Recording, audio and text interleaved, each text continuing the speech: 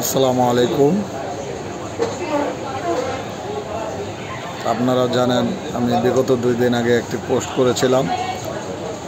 আমাদের নবীনগর উপজেলা 12 নং লাউর ফতিপুর ইউনিয়ন আওয়ামী লীগের সাংগঠনিক সম্পাদক গিয়াসউদ্দিনকে নিয়ে। উনি দীর্ঘ 17 বছর আগে বিএনপি ছিলেন।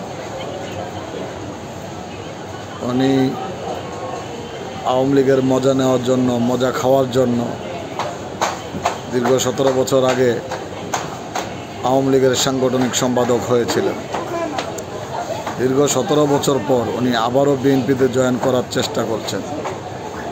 এর পিছনে নাকি আমরা জানতে পারলাম আমাদের নবীনগর থানা বিএনপির সভাপতি অ্যাডভোকেট এম.এ. মান্নান,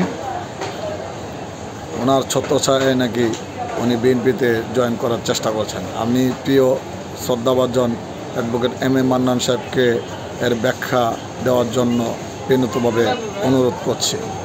একজন আওয়ামী লীগ লোক দীর্ঘ 17 বছর আওয়ামী লীগ করেছেন, সে কেন আমাদের ইউনিয়ন বিএনপিতে আবার জয়েন করার চেষ্টা করবে? আমি এর তীব্র নিন্দা জানাচ্ছি। আসসালামু আলাইকুম।